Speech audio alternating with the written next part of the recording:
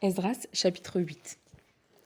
Voici, avec leur généalogie, les chefs de famille qui sont montés de Babylone avec moi sous le règne du roi Artaxerxès. Parmi les descendants de Phinehas, Gershom. Parmi les descendants d'Ithamar, Daniel. Parmi les descendants de David, Hattush, un des fils de Shekania.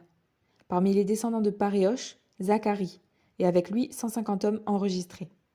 Parmi les descendants de Pachat Moab, Eljoénaï, fils de Zéracha, et avec lui 200 hommes. Parmi les descendants de Shekania, le fils de Jacaziel, et avec lui 300 hommes. Parmi les descendants d'Adin, Ebed, fils de Jonathan, et avec lui 50 hommes. Parmi les descendants d'Élam, Ésaïe, fils d'Atalia, et avec lui 70 hommes. Parmi les descendants de Shephatia, Zébadia, fils de Michaël, et avec lui 80 hommes. Parmi les descendants de Joab, Abdias, fils de Jéhiel, et avec lui 218 hommes. Parmi les descendants de Shélomith, le fils de Josiphia, et avec lui 160 hommes. Parmi les descendants de Bébaï, Zacharie, fils de Bébaï, et avec lui 28 hommes. Parmi les descendants d'Asgad, Jocanan, fils d'Akatan, et avec lui 110 hommes. Parmi les descendants d'Adonikam, les plus jeunes, dont voici les noms: Éliphélet, Jéhiel et Shemaéja, et avec eux 60 hommes. Parmi les descendants de Bigvaï, Utaï et Zabud, et avec eux 70 hommes. Je les ai rassemblés près du fleuve qui coule vers Ahava, et nous avons campé là durant 3 jours. J'ai passé en revue le peuple et les prêtres, sans y trouver un seul lévite. Alors j'ai fait appeler les chefs Éliézer, Ariel, Shemaéja, Elnathan, Jarib, Elnathan, Nathan, Zacharie et Meshulam, ainsi que les hommes intelligents qui étaient Jojarib et Elnathan.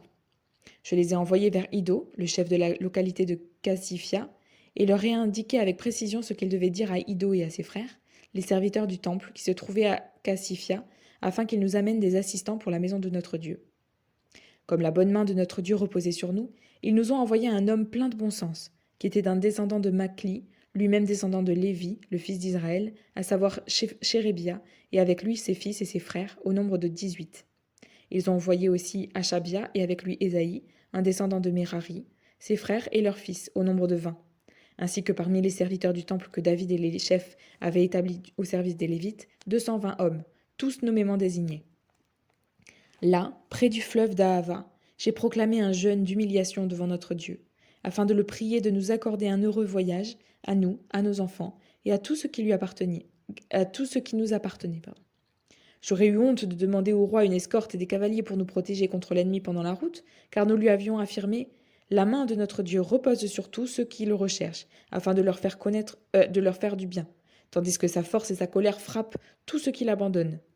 C'est pour cela que nous avons jeûné et recherché notre Dieu, et il a accueilli favorablement notre prière.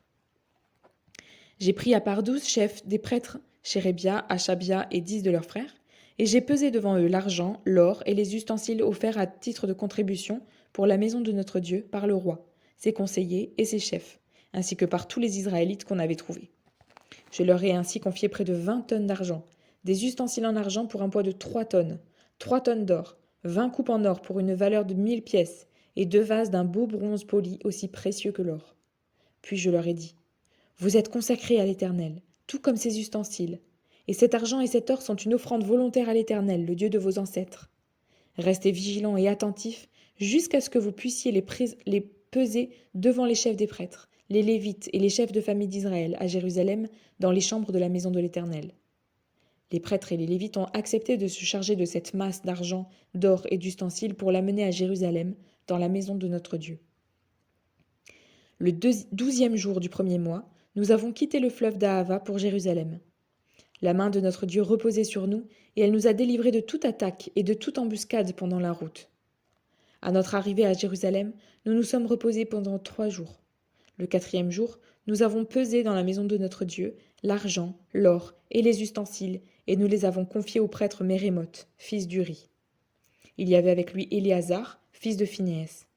Avec eux se trouvaient aussi les Lévites Josabad, fils de Josué, et Noadia, fils de Bénihu. On a vérifié le nombre et le poids de tous les éléments, et l'on a mis par écrit, à ce moment-là, le poids de l'ensemble. À leur retour de déportation, Les Juifs issus de l'exil ont offert en holocauste au Dieu d'Israël 12 taureaux pour tout Israël, 96 béliers, 77 agneaux, ainsi que 12 boucs, comme victimes expiatoires. L'ensemble a constitué un holocauste en l'honneur de l'Éternel. Ils ont transmis les ordres du roi à ses satrapes et aux gouverneurs de la région située à l'ouest de l'Euphrate, et ceux-ci ont apporté leur soutien au peuple et à la maison de Dieu.